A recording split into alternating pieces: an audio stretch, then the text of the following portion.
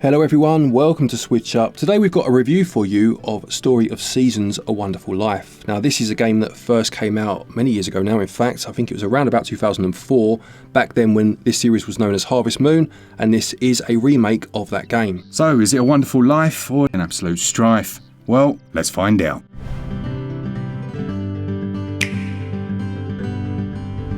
So in terms of the story, this one actually manages to stay away from the classic trope of a grandfather dying, and this time it's your dad that you've become estranged from over the years, and you go back to the town that he grew up in to start a new life for yourself.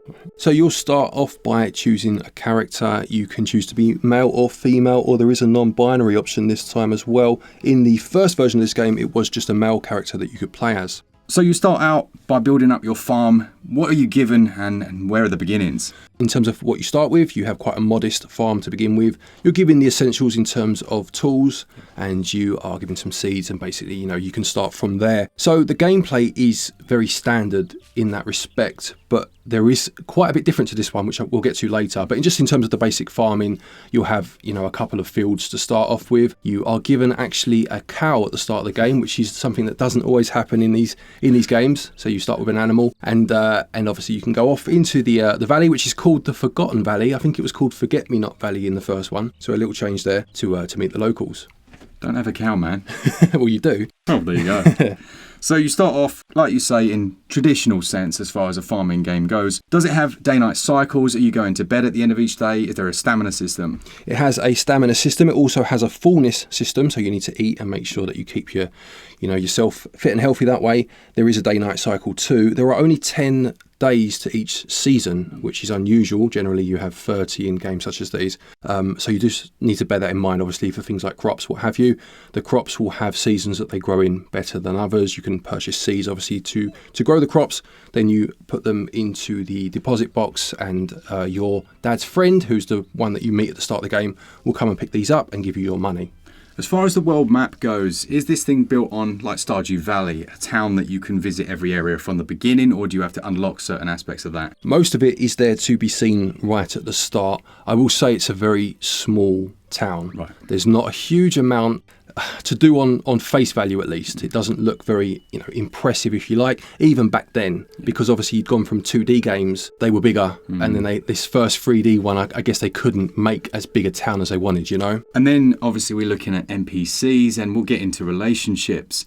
Now I've seen a few of the NPCs, and later on in this video we'll compare directly to the older version of the game, so you can see some of those key visual differences. But as far as the gameplay goes, are the NPCs the same? Are they running shops? What are they doing? Yeah, you have your classics. You'll have the shop where you can buy the seeds from, your basic hardware store. There's a peddler that comes to town, I think it's 2 days a month or 2 days a season, that you can buy extra bits off that aren't available anywhere else. Okay. And he'll buy things from you that no one else will. Now, interestingly, you could connect this to Friends of Mineral Town, which was a Game Boy Advance game back in the day, via the lead that connected this and the Gamecube, which is where I played it.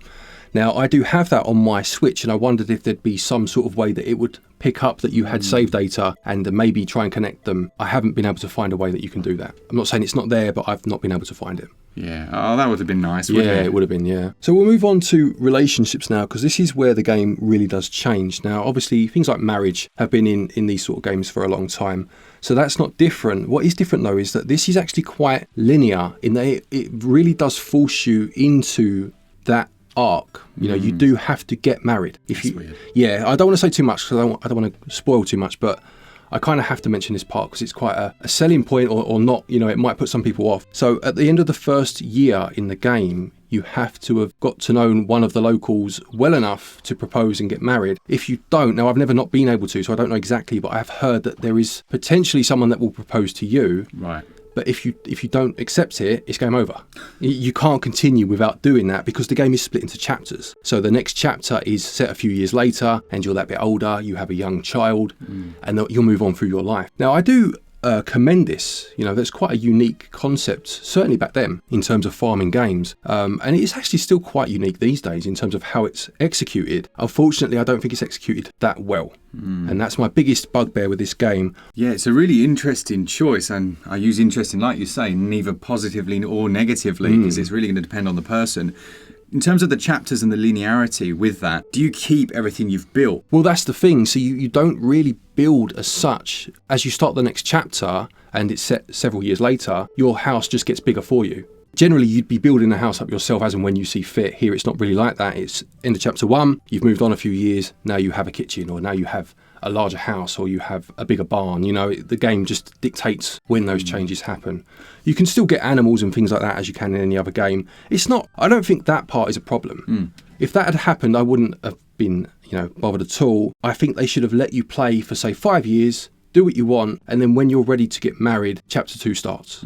It shouldn't have been you have to do it within that first year or you can't continue. See, in farming games generally, I play as a hermit for the first 2-3 years, and I just get my farm spot on. I get exactly as I want. I make that nice bit of money coming in, almost to a level of automation, and then I start worrying about all that. But here, you can't do that. So I felt like my farm was affected because I had to focus on that first, Just a quick point on controls. I mean, for the most part, they are exactly as you would expect, but sometimes these farm games do get them wrong. They can be a bit cumbersome. Here, you press L to bring up your menu of tools, and then you can move across to the one you want with the D-pad. You press L again to bring up your other items, anything, perishables, that sort of thing. It actually works very well, so they've done a good job there just to add that in. Lovely. So that takes us over to the visuals and performance aspects. Now, as soon as I played this or saw it played, you can see it's 30 FPS. Locked out. It's very good frame pacing, so it feels very smooth. And I think, Glenn, you said that the original wasn't quite like that. Yeah, this is what I found quite interesting, because I played this on the Gamecube, like I said, and I didn't even know there was a special edition that released for the PlayStation 2 a year later, maybe, whenever it was. Now, that added some features to the game, and this is based on that special edition, but it had a terrible frame rate. So when people heard this is based on the special edition, it was like, oh no, what's coming?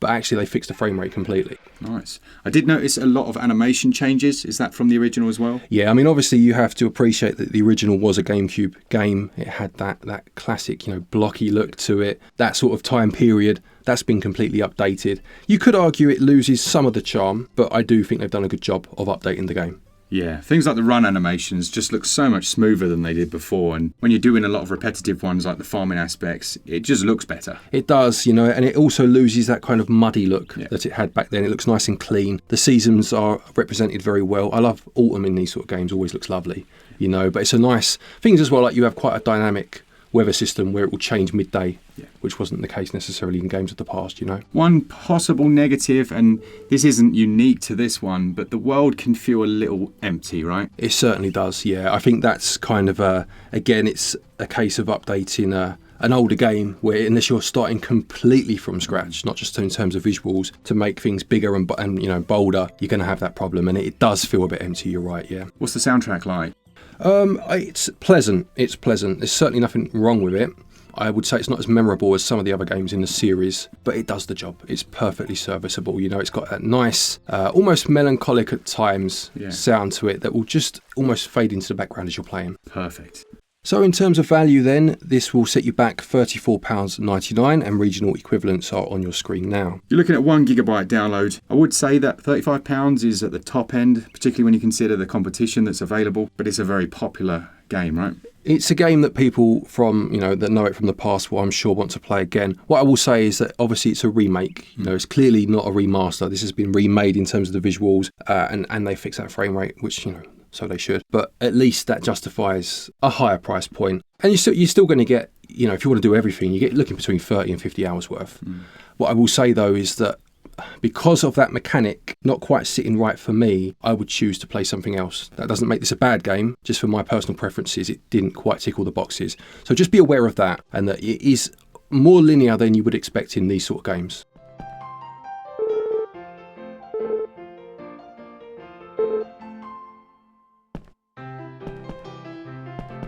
With that said, Story of Seasons, A Wonderful Life gets a SwitchUp score of 79%. Awesome. Thanks to all of you that enjoy these videos. Do let us know in the comments what you think of this one, if you agree. I think I'm on the side of not really liking the linearity. I like to just have complete free roam and do what I want when I want. And being forced to marry as well. That's, it's a bit odd. Yeah, there's some changes they could have made here, I think, to rectify some of those, I say problems, for me they're problems, but other people might enjoy it.